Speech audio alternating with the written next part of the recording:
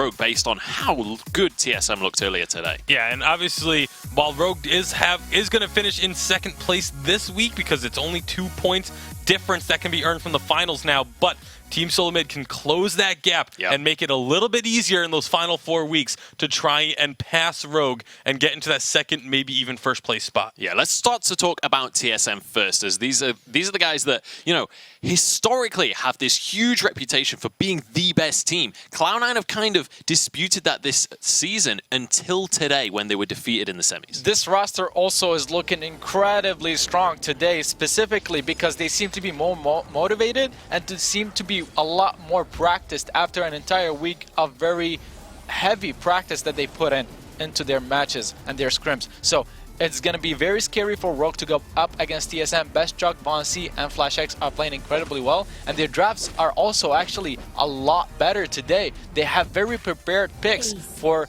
meta picks, such as the pedal weapon power. They know what they want to go for. Yeah, and it's a scary thing when Team Solo Mid is playing at the top of their game. It's going to be tough for Rogue, but we've already talked to them. They know that they are a team that can look past who they're playing against. They can keep themselves from getting, discouraged before the game even starts. Yeah, Evol was saying in an interview, like, when you're going against Cloud9 or a team like TSM, you just got to turn off the nameplates, play your game. Don't let them intimidate you. But let's take a look at the roster for Rogue, who are going to be coming in strong into this grand final.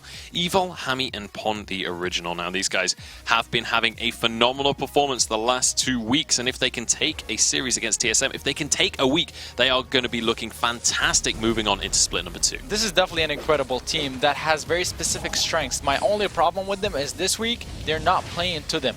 I like the fact that they're trying to become more diverse because that's what they need to do to take that second spot to go to Worlds. The only thing is they don't seem practiced enough to pull it off against a team such as TSM. So if I would like to see them play to their strengths with early aggressive compositions and strong picks for Pon the original rather than going for the hyper carry this weekend at least. Yeah, I mean, a series going up against a team like TSM, you have to play to your strengths. You can't really afford to test the waters and try strategies. You got to do what you know that you can win with. At the same time, though, these are two teams that know each other so extremely well. They scrim with each other all the time. We heard FlashX at the start of the season say that this is a team that he thought had a great chance. And so this is the time when teams do often go and try new things out because they know, okay, this opponent knows what we do. We've played against them so many times. We need to come up with something different to be able to try and surprise them. So there is a chance that we could see something that we haven't seen before from Rogue, specifically because they are against Team Solo Mid. And those kind of situations often aren't even testing the waters. It's a matter of, we know your strategy and we've built a counter specifically for you. FlashX is going to be the player to watch coming on into this series. His performance on Captain earlier on today, specifically around the macro play and vision control, was absolutely incredible. And I want you guys at home to be watching out for the scout traps that this guy will be placing across the course of this game. Both when they're ahead and behind, FlashX is always focused on the vision. Really, like his vision is incredible right now. I would say it's the best in North America and Europe across both regions, just because even when he's behind, he prioritizes vision. This is something that Captain players don't do. They intend to focus on their items more, but FlashX is saying information is everything in MOBAs, and when we have the information on what's the enemy doing, we can make the right decisions and we can win these games. Yeah, also, and those informed decisions often can be the difference between a win or a loss. If you can spot someone coming trying to do a backdoor or whatever the situation is, even just things like a Kraken steal happen so often in Vainglory, but if you have complete vision of the enemy jungle, that kind of situation does not come to pass. Now, coming into this week, TSM were looking kind of like a wounded animal, honestly, in the last 2 weeks of the Vainglory8. But we spoke to TSM FlashX to see how they were feeling coming into week number 3, and he said that those weeks had been a bit of a wake-up call.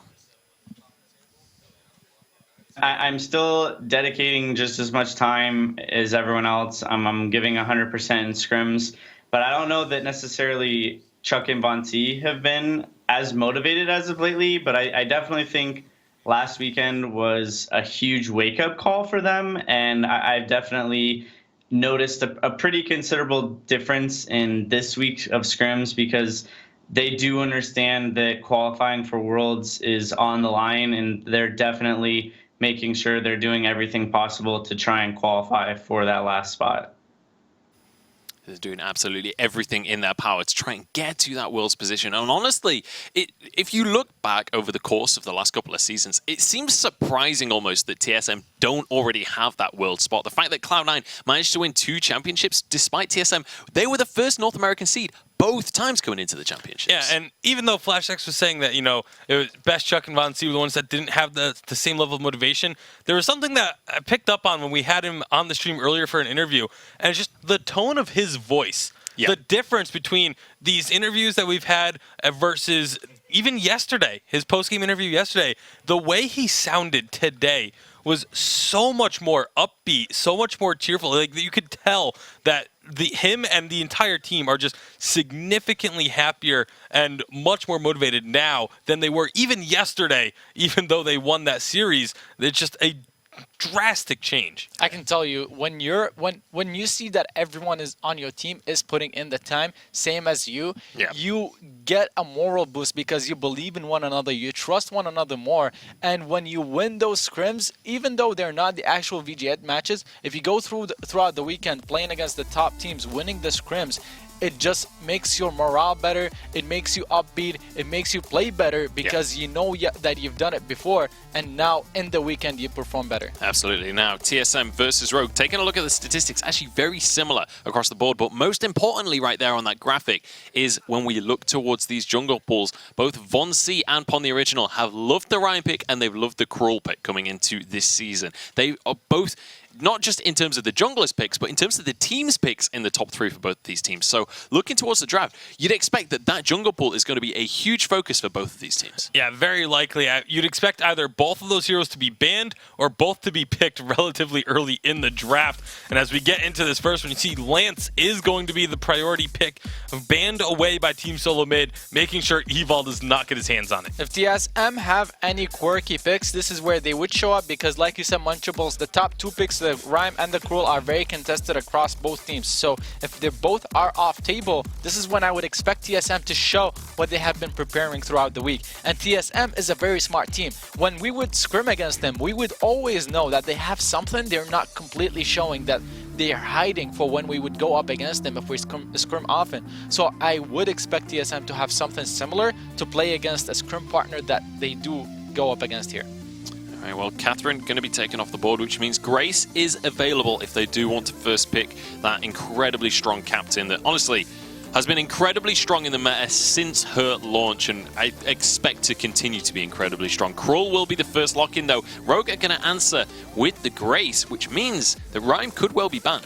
Yeah, very likely to be banned in this instance because obviously both teams know how prominent those 2 picks are. So I would fully expect Team Solo Mid to ban away the Rhyme when it is their turn. Rogue, however, now they need to try and decide what they feel like Team Solo Mid wants to pair with this Krull and take that away as well. The Grace pick coming for Rogue, coming for Evil most likely. This is a pick that can either play really well for Evil, or sometimes he doesn't do that great on it. It's been fairly inconsistent for him. Unlike the Lance that TSM has banned away from him just because they know how strong he is on that hero, especially if you want to play it against the Cruel, which they first picked, it makes a lot of sense to ban it. The Grace comes through. An Ardent ban, this is a respect towards Flash and perhaps something they have seen in their scrims that Flash has played with the Cruel. I mean, we saw earlier today in Europe Dynasty do incredible things with the Arden Krull combo with a hyper carry, so maybe just Rogue just anticipating,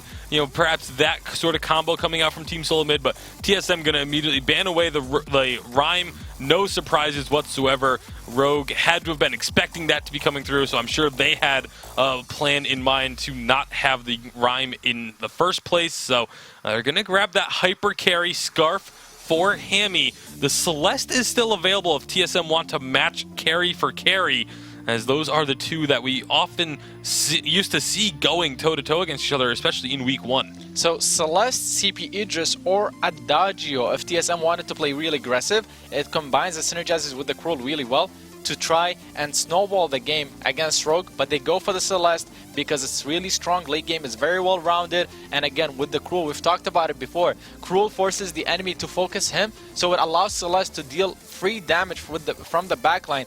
The more interesting thing is going to be the last pick. It's either going to be a Finn or a Lyra. Those are really the only I would expect realistic Lyra. options left for TSM. And as far as Rogue, Okay. Glaive, this could be a Cruel roam even. And we've seen it before from TSM. It's not a first for them. It can also be a Glaive captain. It's going to be whoever they actually want to play in the jungle to try and dominate. If I wanted to give Vainglory a pick, I would go with the Cruel because he's better on it. Yeah, it's going to be an interesting one to see where they do shuffle this one around, who gets what character coming on into this. And now Rogue, they're also going to be trying to figure that one out as they pick up their last role, because they have to go into that matchup. Yeah, they need another sort of bruiser that can help peel. But instead, they're going to go for the dive. So they're going to kind of leave Hammy on his own a little bit. They feel like the Holy Novas and Divine Interventions, along with Hammy's just base positioning, are going to be enough to keep him alive while the Blackfeather tries to go and take care of the Celeste. So interesting decisions made by Rogue. It's one that could pay off, but again, it's this high risk, high reward mentality. Yeah, absolutely. What are you thinking about these compositions, Ari? I mean, the Blackfeather we know is a counter to Celeste, especially since there's very little CC. It's only the Cruel's ultimate and the Glaive Afterburns. If he blocks these and gets on top of Celeste, he can cleans up the team fight. On the other hand, TSM have a very aggressive composition with the Cruel and Glaive. Yeah, absolutely. And we know that TSM love to play aggressive. We know that they love to control the early game. Hashtag Vainglory8 is how you can let us know whether you want Rogue to get this upset or if you believe that TSM are going to reign supreme in America once again. But it is time to jump on into this game. It's going to be TSM going up against Rogue. Let's jump into our finals.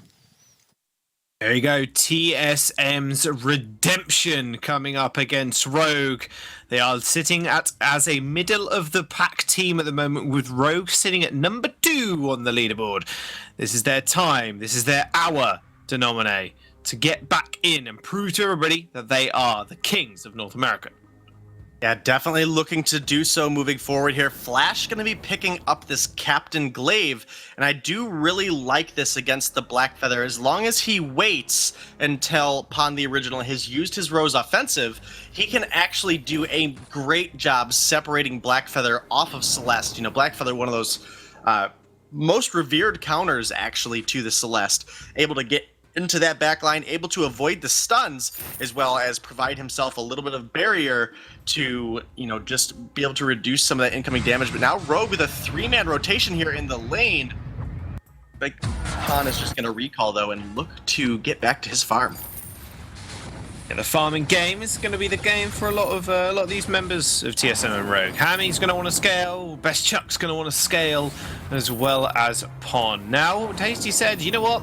They're going to leave Hammy alone, it seems. They want Evol and Pon to jump on the back line and then have Evol peel for Hammy at a distance with that Divine Intervention. Just make sure they can disrupt Best Chuck enough that Flash X and Von C have to deal with Pon as this giant threat on this Blackfeather.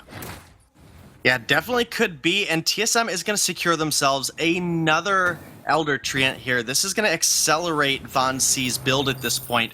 You know, it's only 114 gold, but when you take it 2, 3, 4 times, that starts to ramp up pretty quickly. And, you know, on a Krull, a hero that wants to get to the late game as well, you know, both of these compositions really want to get to the late game. I do think that it is a little bit stronger of a mid game for the side of Team Solo Mid.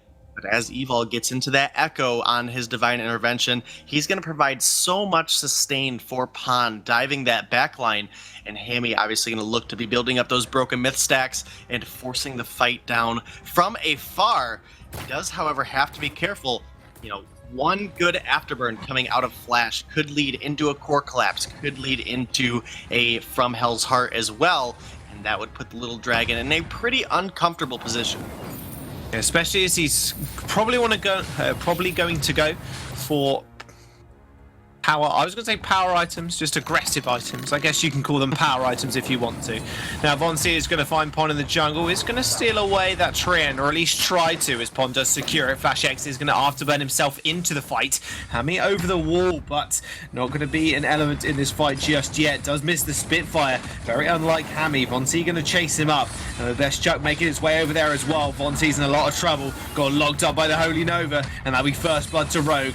Best Chuck NA is going to have to make a sharp exit. Does use the boots to get away. Pon still hot on his heels, however, with the on point to get the slow. A core collapse, though, will end up landing, and he's going to be able to make it out nice and safe. Yeah, first blood going on to Evol, though, not one of the carries, and we've talked about it before. The captain items are significantly cheaper than either of your carries, so, you know, maybe not the best use of gold there, but they are looking to maybe get a Treant here as well. TSM not going to even contest it, and they're going to get it just before it disappears, about 5-6 seconds before, so they're going to give that over to Hammy. That's going to give him some energy regeneration and the ability to get back here in the lane, and we see Hammy do this quite often.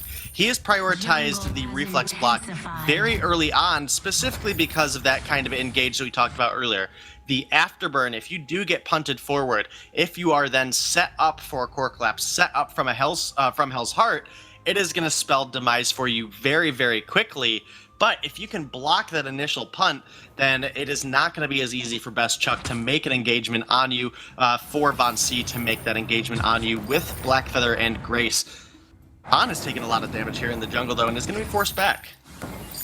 Yeah, he's going to piece on out of there for the time being. Fountain's going to get picked up for Flash X, a little bit ahead of Evol, considering Evol has got the kill under his belt. Now, Hammy does have a minion candy in his inventory to use as well. Now, this is something that we've seen TSM do, especially in the early weeks of the VGA. He's actually going to use it now to make sure Flash X can't set up a dive for Best Chuck NA while Evol is away from base at the moment. However, Von C and Best Chuck, they're just going to be happy securing their backs, sharing that ambient gold like we've seen time and time again that TSM like to do. Yeah, all of these VG8 teams really go for that ambient gold. Again, it's to accelerate your carries, get that damage online very early on. I expect Evol to prioritize a Crucible very shortly here. That is typically the second item we see on these captains, regardless, just because that additional block. But, you know, against the amount of crowd control that TSM has, obviously that's going to be the smartest pick for him as well, as opposed to going into the Echo second that we sometimes do see Graces do. Hammy doing a great job right now as far as his positioning, but it is Best Chuck leading the CS game in the lane here by actually quite a bit. 62 to just barely 50 now for Hammy, and TSM looking to be aggressive down here in the jungle. They're going to be extremely aggressive as Hammy had to deal with that wave, so they know they had a couple of seconds at least to rotate and maybe find a pick. They did find Pom, but he just got afterburned away. There was no real follow-up, realistically. Flash X is going to make his way towards the shop, pick up an energy battery, as well as a couple of flares as well in his inventory. Now, an Echo. Obviously, Evol is going to be able to get an Echo, and he will be getting that online. You can imagine maybe the next item or the item after a Crucible, for example. But is Flash X going to want to prioritize this as well? A double afterburn will be quite deadly, realistically, for Hammy and Pon to deal with. Yeah, I mean, even just additional cooldown on Flash would be very useful. I mean, even if it does go into a Halcyon Chargers as well later on in the game, just to get it up even that more frequently, I could definitely see that being a route that would commit Von C then into having to build war treads for his team, because obviously we need that hard engage or disengage depending on how the fight is going. Von C at level 7 from Hell's Heart, obviously ready to go. Best Chuck also level 7, almost has those overdriven heliogenesis, and that is going to be the big spike for the side of TSM. Flash is also level 6 now, but the Bloodsong just doesn't have quite the team-wide impact that, you know, perhaps the Divine Intervention does, reducing incoming damage, healing up your team at the same time. So I think this right now is a decent spike for the side of Rogue, and it is going to take a good positioning out of Best Chuck. He has the Frostburn now. That is going to help him create distance between him and Pon the original, as well as, again, Flash X with that Afterburn. Just has to be timed appropriately. You cannot stun Blackfeather out of Ro's offensive, so if Flash wastes an Afterburn on that, it could be terrible for TSM. It'd be pretty bad, but I mean, the afterburns, they're on a hefty cooldown at the moment, and he's using them to protect Best Chuck and A more often than not, but shouldn't need too much protection now. Like you said, that Frostburn is online, even Harvest is there too for the regeneration, and overloaded on the Heliogenesis, so being able to farm from Rage, just like Hammy's been doing with those Spitfires. Vonsi going fairly aggressive, not too many early plays, very slow, methodical game from both of these teams. We are 8 minutes in, and only one kill has gone over to Rogue. But TSM, they are inching ahead in gold here, and you can see it's just through the CS numbers. Best Chuck sitting at 94 to Hammy's 78 at the moment. Almost a 20 CS lead, and that's pretty big considering the circumstances as well of this Scarf and how much time Evil has actually spent in the lane. Yeah, Flash is dangerously low here, though, and is going to have to be careful, obviously not wanting to use the fountain on himself. Here we go. Hello, there's the Solar Storm as well. Divine Intervention was a little bit too late, and Pon finds himself on the wrong side of the fight as well. Did activate the boost, and that'll be 2 quick, clean kills for TSM.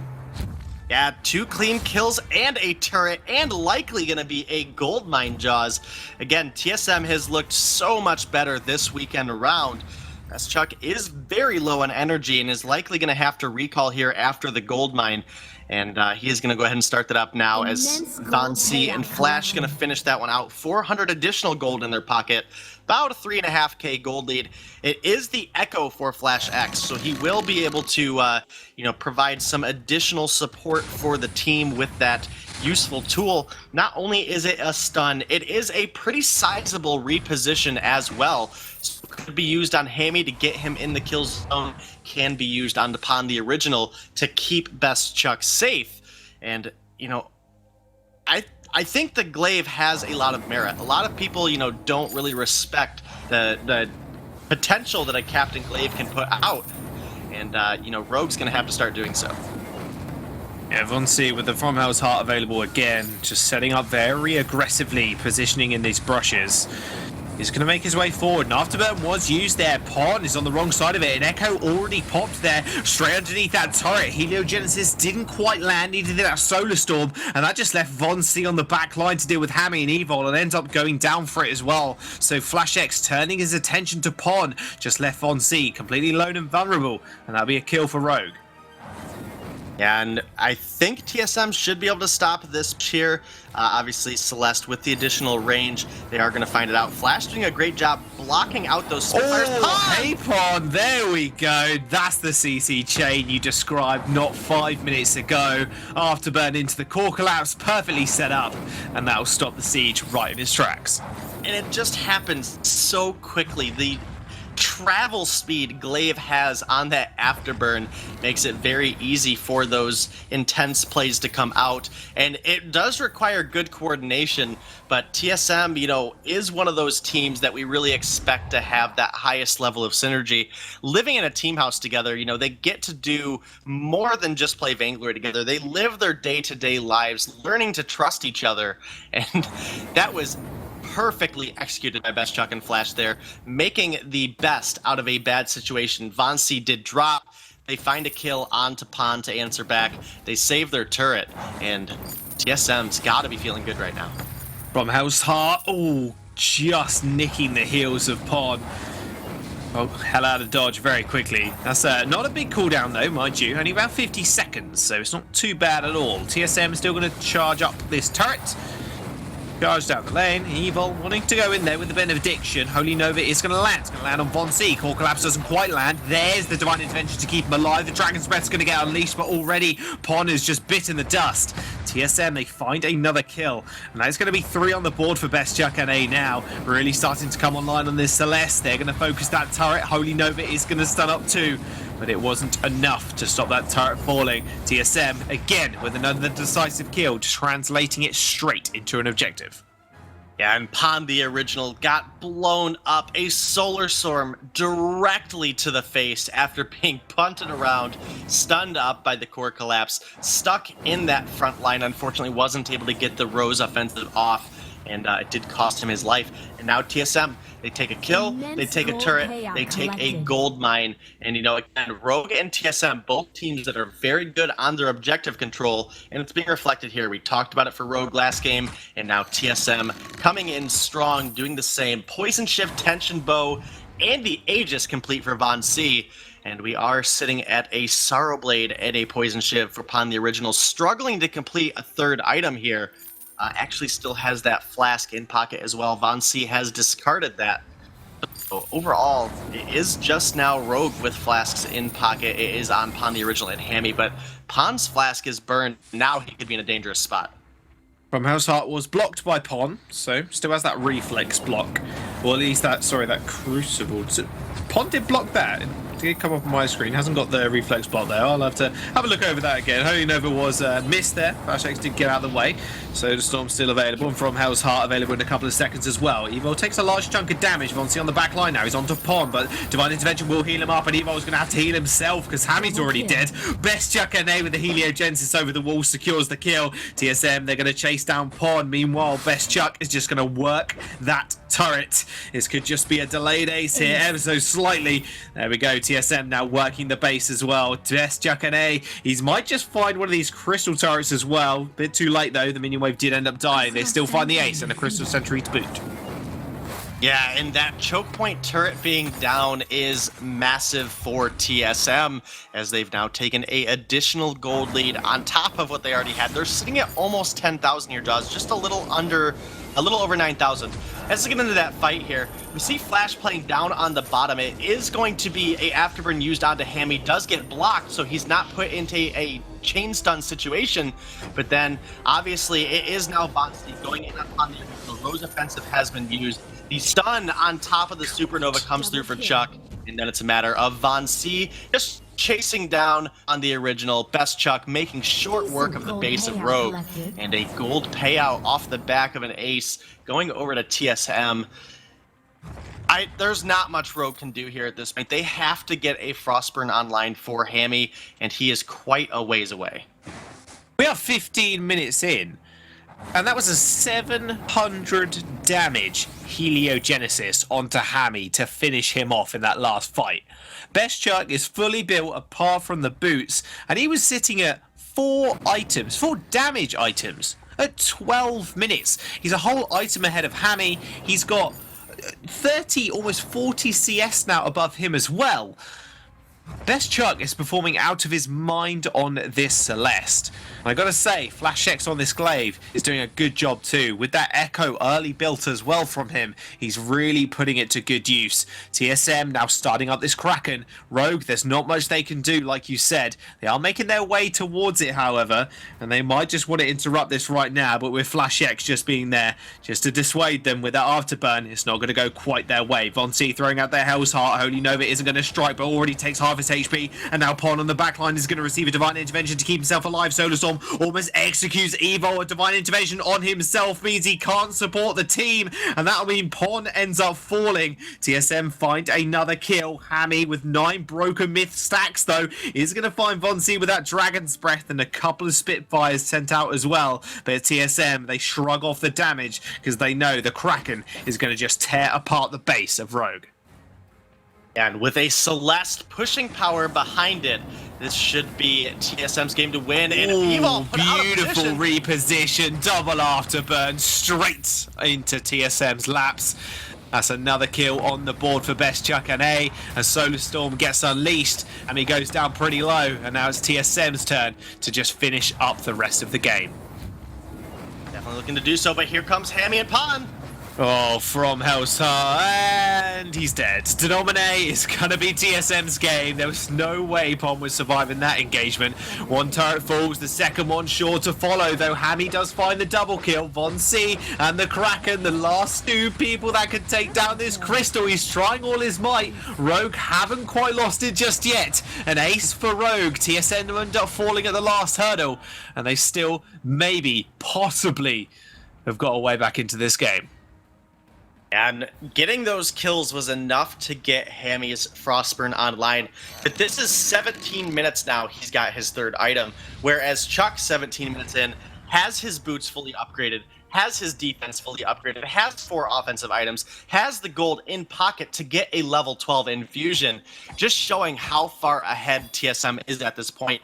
An exposed Vein Crystal means that TSM only needs to find really Hammy or Pon the Original to win a game here. Han is so far behind in his build at this point. Actually, he's just now got the Aegis online, but he does not have the gold to infuse, and that's a rough spot for a Blackfeather to be in. You only have 2 offensive items, and neither one of them is that breaking point, so you're not going to ramp up on the backline. You also don't have any pierce to get through this metal jacket that Best Chuck has built. TSM has literally everything they need at this point to win the game. It would really take some mispositioning out of Best Chuck to cost them the game at this point. Well, talking about mispositioning, Flashback's not Evo gonna might love it. just be that. Hammy's going to charge up that Dragon's Breath. They're going to jump straight onto Best Chuck again. Divine Intervention heals up Pom, but is it going to be enough? Apparently it is. Another Divine Intervention to keep him alive. They trade 1-for-1 for the time being, but Von C isn't quite done just yet. Flash X, they're trying to find Pon. They cannot quite nail his location. Means they're just going to chase after Evo. It's not going to be an ace, but it's surely going to be another kill on the board for TSM. Make that 12-6. They're going to march on the base, and with a 40-second death timer on Evo, Pon has got his work cut out for him. Yeah, but Hammy's going to be up here in 10 seconds. And Von C, you know, this Kroll doesn't have a lot of objective damage. Pon the original might be able to hold out in time. It's not looking good for him, though. Oh, you say that. It's about half HP right now with Flash X pounding on the crystal as well. TSM, they're going to find the last chink in the armor. That is Rogue. They're going to take game number 1 in this best of 3. Rogue, they're on the fences, and TSM just returning to their former glory. Yeah, beautiful plays out of TSM. This is the TSM we expect to see, Juz. Yes, it is. And with that game done and dusted, we're going to jump over to the analyst desk where they can break that TSM win down a little bit more. When you watch TSM play a composition like this, where the goal is to chain CC together, you can truly appreciate this synergy that this team has built over the time that they have been a squad together. Honestly, I think it's very difficult to see that same level of... I think the only other team that resembles that is Cloud9, and honestly, TSM, even then, in a game like that, just look flawless. Yeah, that was such a well-played game. I mean, there were a couple of things that could definitely be improved. You know, some of the afterburns flash, that could have knocked someone into a wall, didn't knock them into a wall, knocked them out into the open instead. But those are minute things that aren't going to cost you in the grand scheme of things when you have 2 afterburns coming out one after another. The Echo on such a short cooldown as well. It was like 8 seconds extra beyond the afterburn cooldown usually before he could use another double afterburn. So there was just so much lockdown in that comp. I mean, the combo of Celeste and Glaive is actually something that we've seen from the East Asian region of Vainglory quite a bit ago. They played it a lot, and it's a very effective combo because it has a lot of chain of CC, like you said. A lot of crowd control can be used on the carry of the opponent. Absolutely. This first replay is going to be just past 8 minutes into the game. This was 2 kills that came up for TSM. Yeah, and you can see the Divine Intervention comes out, doesn't even do nearly enough in order to keep Hammy alive. I mean, the idea from Rogue here was very clear. They wanted to keep Hammy alive with the Divine Interventions and with the Holy Novas while Pon went and tried to dive onto Best Chuck, but he just was never actually able to really get onto Best Chuck in order to be a threat to him. Yeah, and then a few minutes later, TSM decided that 2 kills in a single fight just simply wasn't enough and went on to get an ace around the 13-minute mark into the game. We've got to replay that one as well. And this is exactly what TSM needed to do. They needed to get ahead mid-game, and you can see that they have already a 7k gold lead. So at this point, they're just making sure Celeste gets her poke in, that they stay around her, protect her. You see Von C playing his Cruel, and then once he manages to get on the Blackfeather, he doesn't need to stay around Celeste anymore, because if Blackfeather is not on top of Celeste, she can deal that immense amount of damage. The afterburn coming from Flash X into the core collapse chain, they just eliminate Hammy without giving him a chance to do anything in that team fight. He was trying to channel his ultimate there when the afterburn came in. So it's just beautiful play and a beautiful understanding from TSM. It's something that I keep noticing in them, is that they have a very clear understanding of their power spikes and their opponent's power spikes, and they play around everything very well. Yeah, absolutely. It's about how well they know their opponents as well, and like what they're anticipating doing. Now, this was Rogue managing to defend a push from TSM as they were trying to run through with this crack and trying to finish the game off. Yeah, just teams limit again, thinking that they had enough damage to finish off the game, but obviously Rogue able to defend. Once Pon the original came back up, I just don't think they were, really accounting for the amount of damage he was going to be able to do in this situation. They were all fairly low, but they wanted to just try and get in underneath these turrets, look for this fight, but 2 versus 3, even though there was the numbers advantage for the side of Team Solo Mid, Hammy able to throw out so much damage with this Dragon's Breath because they were so low. They didn't have any of the utility left. He just cleans them up. But again, you know, this isn't a situation where a team throws a game while pushing the Kraken. They just tried to get a little bit too much and just had to wait a little bit longer before finishing. Yeah, and you could see there was a moment there during that fight where Vonsi is hitting the Vein Crystal, waiting for that turret to go down, but it survived on about 10 HP, and they had to wait for another Kraken hit, which honestly takes a very long time, and that actually stopped them winning the game right there. It absolutely does. At the beginning of the replay, what's so beautiful is that you got to see the chain of CC. The cruel stun hits first, then the core collapse, and even though FlashX, after burns, he waits a little bit until the core collapse duration is about to go down, then he hits and punts Blackfeather. And that's how you get the maximum amount of stun duration from all of your different abilities. It's just what TSM knows how to do well, their synergy. And especially on a character like a Blackfeather that is great at avoiding CC. If you chain it perfectly, he never gets the opportunity to do so. Now, this is the final fight that finished things off for TSM. It is the final fight that finishes everything. It was a nice block from Evil from Hammy to stop the Glaive Afterburn when it was coming to try and stop the channeling of the ultimate, but at the same time, it doesn't really matter because at that point, Scarf was right in front of Celeste and he gets taken down. At the same time, Blackfeather manages to finish the kill off on Celeste, but then the FlashX and Vonsi, they chase Grace and kill her. Yeah, slightly unfortunate timing there for Pon using the Rose offensive. Actually put him right in front of Best Chuck as the ultimate came out. He was trying to take him down before he could get the ultimate off. If he's able to get that kill, then all of a sudden this team fight maybe goes the other way because the Solar Storm doesn't go through his entire team, doesn't force the Divine Intervention to have to be used on him so early, but for obviously not the case. And then both FlashX and Vonsi knowing that they have the damage to go in and take down the Vein Crystal and finish off game number 1. Yeah, absolutely. The itemization choice also from Best Chuck. He went for a Metal Jacket as his 5th item instead of the Aegis that different players would have probably picked up, and it's because the Blackfeather was the biggest threat for him. He was the person diving on him, and even though Scarface's damage was so much higher, if he dodged those Spitfires, there isn't much other than the Dragon Breath. Absolutely, and I mean, that's something that we herald these great players for. Obviously, going for that Aegis is very tempting. You get the reflex block and things, but when we know that Blackfeather is a counter to that Celeste, you don't always want to just build what is the standard cookie cutter build. Now, we need to start to talk about the draft for this next upcoming game. What is it that Rogue needs to change coming into this one? Because, you know, we saw Hammy doing his best in these fights. We saw the whole team for Rogue trying to take it up to TSM, but it didn't feel quite enough. Was this a compositional issue? For me, a little bit of it was. Zoro and I are in disagreement on Rogue's strengths.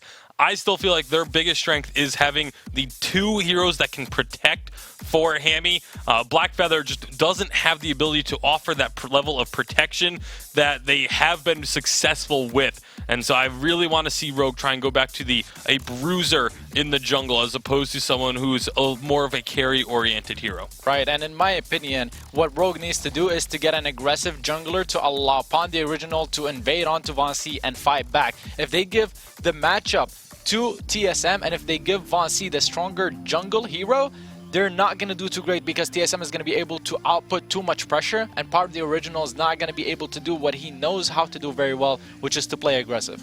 All right, well, creative differences on the desk here as Catherine and Grace going to be the first 2 bans of this draft. Fairly unsurprising when the Catherine is the first ban to see the Grace follow. Krull will be picked up by Rogue, so very happy to get Pon the Original onto one of his very comfortable picks. Yeah, I'm very happy to see them do that because it just plays into their strengths. The Rhyme, however, is still open and TSM can still pick it up. If Rogue doesn't ban it, they prioritize to go onto the lance to take it away from Evil. Also, it's a hero we've talked about so many different times. Evil plays it really well, so it's really smart to take it away from him. Yeah, and Krull, you know, we may have a difference of opinion on what their strengths are, but Krull is one that ticks both of those boxes. So both of us, I think, are very happy to see the Krull come out for the side of Rogue and not allow it to be denied from them. So we'll see if they're going to be able to make it work. But now, with the Scarf taken off the board, you almost have to wonder, is Rogue going to go ahead and ban away the Celeste? Because if you give Best Chuck the Celeste and you don't have the Scarf to answer, I don't know if Hammy is going to be able to have the same level of effect. We'll have to see. where they go with this one in terms of the ban. I wouldn't be too surprised to see a Rhyme taken away just so that Vonsi doesn't get his greasy mitts onto that one. Well, I assume his mitts are greasy. They may not be. But it's going to be the Celeste banned away, and Petal immediately locked in for TSM. Yeah, very quick grab on the pedal for Team Solamid. Obviously, going to be looking to try and counter the Kroll a bit. Could also get flexed into the lane. This is one of the things that makes picking against a pedal somewhat difficult, because now if you try and build your composition around the assumption that it's a crystal pedal in the jungle, they just move it up into the lane, and the things that counter a crystal pedal are very different from what does well against a weapon pedal. Rogue do have multiple options here. They could go with the Adagio. CP Idris is still up, but it's not something that Hammy's played too often. Vox is still there, and Jewel is also still there. First thing they do is they go with the Fortress, and this is most likely going to be a carry or a captain Fortress, not a carry captain. That would be very interesting to watch. But it's most likely going to be a captain Fortress going to Evil, playing with that Cruel. It's something that can allow Cruel to close the gap on Petal with his A ability and allow Cruel to play really aggressive. The Kestrel comes out. This is one of Hammy's top picks when he hasn't had the Scarf in the past and when he hasn't played the Jewel. The only thing about it is that it's double weapon power, and I actually don't like Kestrel too much with Cruel if Cruel is diving. If Cruel dives too often, Kestrel's follow-up is not the best because of her Glimmer shots being blocked by the front line.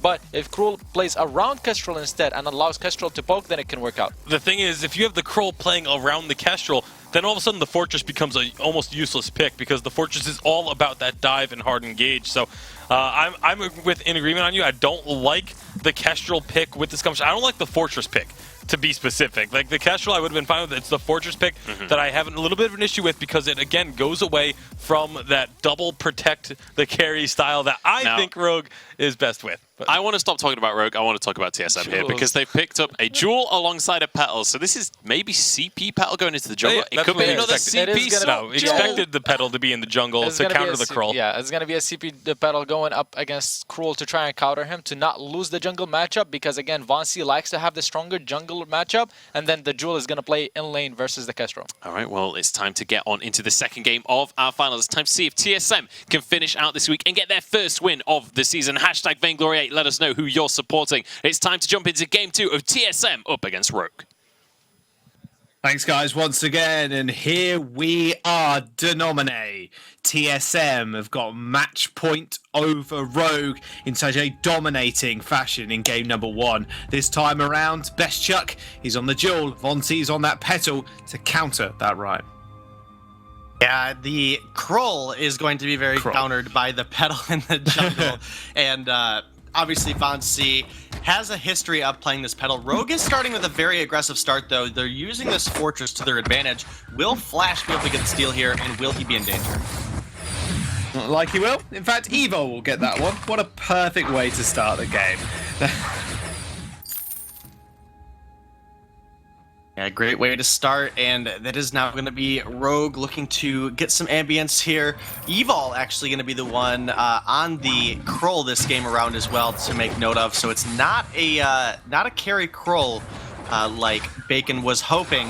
Instead, it is going to be Pon the original on that crystal intention bow Fortress. Yeah, instead, that's a bit of a change around. I mean, Pon on the Fortress instead. Evo's going to play a more supportive role in this game. Getting some cooldown, you can imagine, for those Held Hearts and just sticking on the back line. Well, sticking on Chuck if he can and protecting Hammy. Hammy, again, the one true carry. And we've seen this happen before, where Rogue pick these compositions where they want to protect one carry, and Hammy is definitely the one to do so. Hammy is absolutely the one to do so, but I don't know if a weapon Kestrel in the lane is going to be enough to be that hyper carry against a team like TSM. It is going to be a lot for Hammy to try to get those Glimmer shots, both through Flash, as well as trying to get them through the Munions as well. And obviously with Jewel in your face, when she is facing you, that heavy plating does give her that additional armor from the front. So as long as Best Chuck doesn't get hit in the back by any Glimmer shots, then overall he should be all right. You know, he shouldn't take too much damage in these fights. I'm not sure I'm in love with this composition that Rogue has put together. How you fit heavy plating onto a Yeti, I don't know. Maybe it's wearing some steel plate body armor or something. I wouldn't know. It's obviously going to be like the Yeti fat here. Like the Yeti fat. Oh, yeah, okay. So it's not really heavy plating, it's just fat plating, right? Fat padding. Yeah, there we go. Makes a lot of sense. Yeah. I mean, Hammy's going to have to chunk through that one way or another, because Pon isn't really going to build full damage items early on. I mean, we've seen this today already. Again, like this is the second time we've had Fortress up in this jungle role, where he goes Storm Crown, then goes an Aftershock, so a very delayed build, and it does do a little bit of damage, but you are relying on your carry up in the lane. Evo taking a large chunk out of Best Chuck and A, and Flash X is going to have to back off as well. Hammy's innate range advantage in this lane is proving quite troublesome for TSM, although Von C now in a lot of trouble. Pon is going to jump on him. Here comes Hammy as well with the damage, but Flash X with a Bugle, Githian Wall, and a root onto Evo will spell first blood for TSM, and this could be second blood as well if Hammy's not careful, just gets caught around Flash X, refusing to move out of the way, and that'll be Best Chuck and A securing that one for himself as well.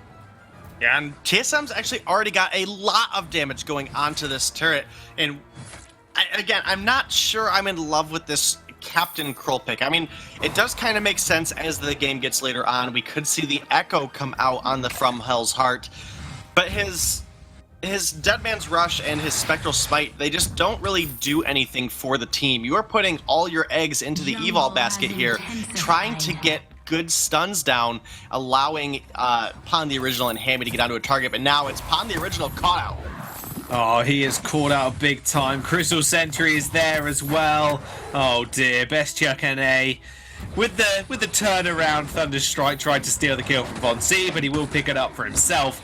And now Evo's in a little bit of trouble, does get rooted up, trying to run away, impaled as well.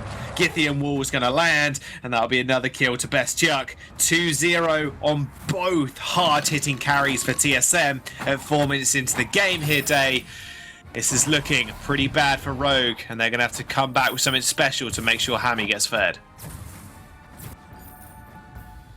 Yeah, Sorrow Blade complete for Best Chuck. That is going to make those Thunder Strikes start to hit pretty hard, as well as obviously this Book of Eulogies in his pocket, and now that Flash is up here with the Iron Guard contract as well. Even though he was on low health, he's going to be able to heal up through it off of this lane wave. I mean, look at that. Already back at 75% health. Healthy enough for the next fight. They do have quite an edge formed for themselves already.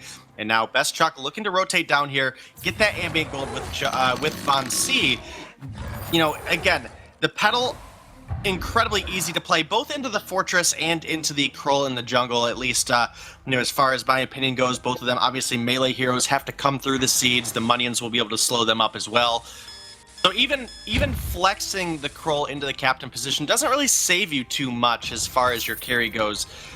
Von C obviously still going to be able to just come here into the jungle, and now Pon, you're in a rough spot. Pon's a little bit caught out. Githian War, Attack of the Pack's going to get unleashed. Evo and Hammy are making their way to the fight as well. Spontaneous Combustion is available for Von C. Does pop a couple of those little seeds, is going to chunk that flask as well. Flash X moving forwards now as Best Chuck and A's entered the fray. Rocket Leap straight on top of Hammy. Signals the double kill. Evo's going to get taken out as well. TSM find an ace at 6 minutes. They're going to find a gold miner, and would you look at that, they're going to find a turret as well. Yeah, TSM is literally just manhandling Rogue at this point. Let's get into this replay. It was Rogue that way overcommitted to a fight. We see the root, Pon the Original pops the Attack of the Pack, and then it's Von C and Flash on the run here. But what they weren't expecting, what they weren't ready for, watch, the Flask gets popped for Von C, the Fountain gets popped by Flash. Here comes Chuck, though, with a double stun on that Rocket Leap, able to clean up 2 kills, and then with only the Captain Evol alive, they're able to just clean him up. Von C, obviously with the Frostburn, able to chase down the Kroll easily. And that's a huge lead for TSM here. Almost 7 minutes into this game, sitting at 4,500 gold already. Yeah, we're 7 minutes in, 4,500 gold. That is actually ridiculous. TSM looks so on form in this game, and whether that's down to Rogue's draft here and saying, you know, Hammy, maybe, yes, he is this hyper carry that we need, but we also need Pon on something that can just dish out the pressure rather than something as supportive as a Fortress. Because right now, TSM, they've got the early game of this petal, they're making it work. perfect kill distribution as well, with the 4 kills on Best Chuck and 3 kills on Von C, Frostburns. I mean, I could just list off the items they've got over Rogue right now. This is looking in dire straits, and with that gold miner picked up as well, a root lands on Hammy, a big red button gets opened up, Evo diving into the fray, Pon the original already really low, and a spontaneous combustion will finish off both of them at once. Unbeatable, Hammy gets dove underneath the turret.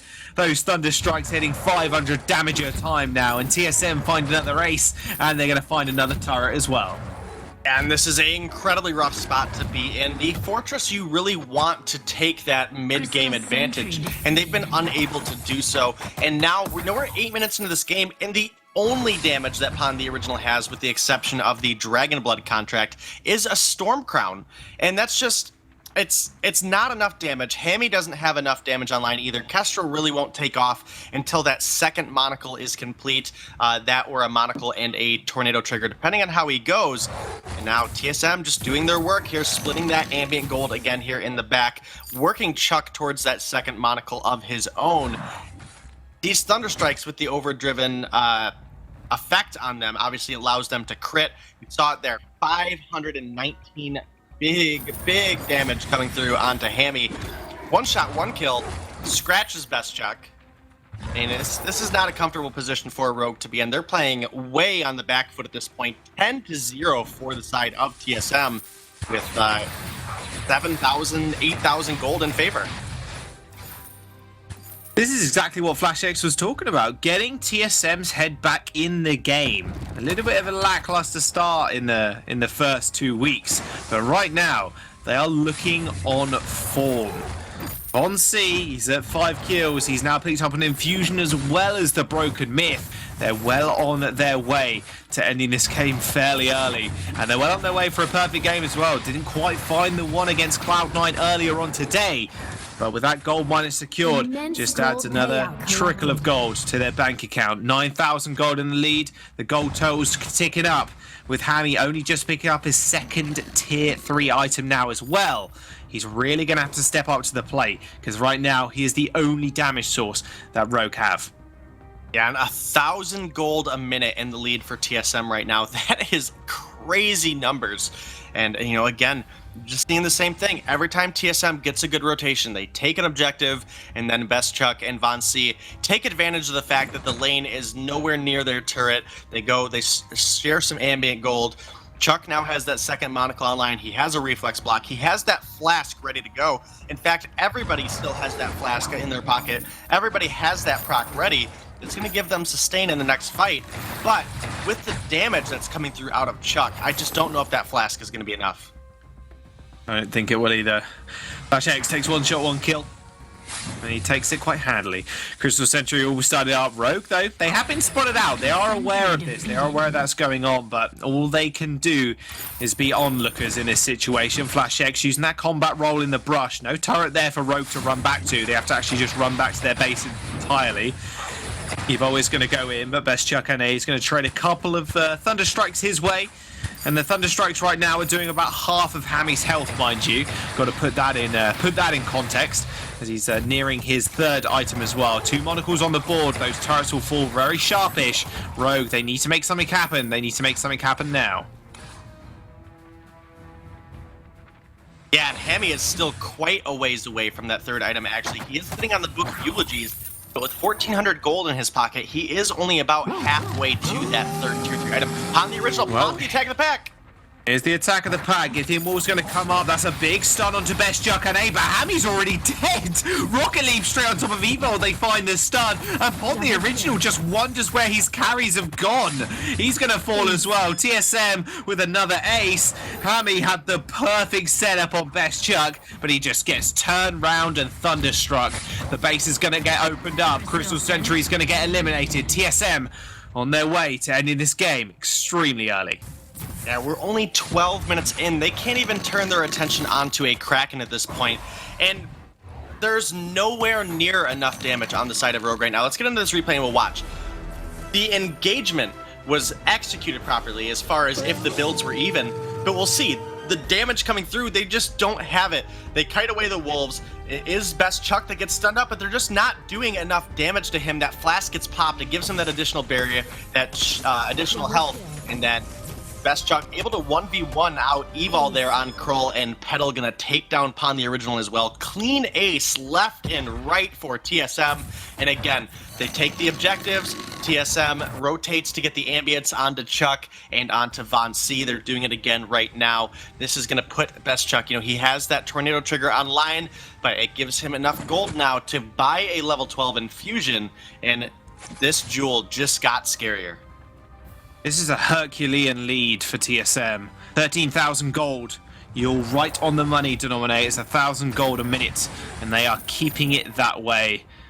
Full metal jacket, or metal jacket even for Flash X, was picked up very early on, so Hammy's doing even less damage. There comes the boomerang. Can he find the block? No, he cannot, and he's already dead. Yeah, I think that from Hell's Heart just disappeared soon as he just let it go, or at least he did. Another root lands onto Pon. He gets Thunderstruck again. Ace for TSM. This is turning out to be a hell of a stomp of a game. 13 minutes in. I don't think they can even end. Evol's going to be up in a couple of seconds. I think they're just going to go for the end. Look at the damage this Jewel is putting out, Jaws. There's no reason TSM doesn't. They're doing it. 13.5 minute game for TSM. Rogue fall and domination. I just cannot believe what I just witnessed. 2-0, and TSM are your winners of this week. Yeah, perfect game going over to TSM, and I think we're going to have some pretty upset words coming from our buddy Bacon over on the desk, Jaws. I don't think he's going to be in love with the Fortress pick either. And, TSM, they're back at the top, and this is, we haven't seen them here in a while. Maybe they're here to stay. Maybe they are. They're definitely looking like a revitalized TSM. Bacon, you have to choose your words carefully. We're going to throw to you guys one last time. Bacon getting absolutely thrown under the bus by both of the casters there. I think TSM maybe just needed a 2-week hibernation. Because they seem to have woken up right now, and they have destroyed Rogue in the fight. I don't know why I'd be upset. I got 2 of my predictions correct. If you put Rogue on the composition that doesn't have the double protection for Hammy, they're going to lose. If you go and build yourself a Storm Crown before going into your Aftershock on a Storm Crown Aftershock jungler, you're not going to be effective before the 15-minute mark. And that's exactly what happened with both of these situations for the side of Rogue. I'm in heavy disagreement with their decision-making in this game, as I'm sure Zora will share some of those sentiments, at least for different reasons, though. I gotta talk about the Cruel flex pick into the Roamer. They did it because Petal CP ended up being picked up against the Cruel, and they wanted to avoid the counter matchup coming from Von C versus Pon the Original. The only thing is, Petal counters Fortress even harder than she counters Cruel, just because he's so weak early game. Not only that, but giving Fortress to Pon the Original, as I've said this like 10 times now, it puts him on a passive jungler that he does not do well on because he's not able to play his regular playstyle. So, nevertheless, it is proactive counterplay coming from both of these teams, and that's at the very least nice to say. Yeah, nice it is proactive counterplay. We like to see them shuffling the drafts. We need to get into the replays of this game. 5 minutes and 30 into the game is when TSM started to crank up the accelerator pedal, and this is just Flash X absolutely styling on Pon. I mean, TSM needed to play aggressive to snowball the composition just because they're playing against the Fortress jungle who is extremely weak early game, and they also have a Jewel in the lane, and boy did they play aggressive and did they snowball the game. They ended up with 8 kills by 8 minutes and almost a 10k gold lead.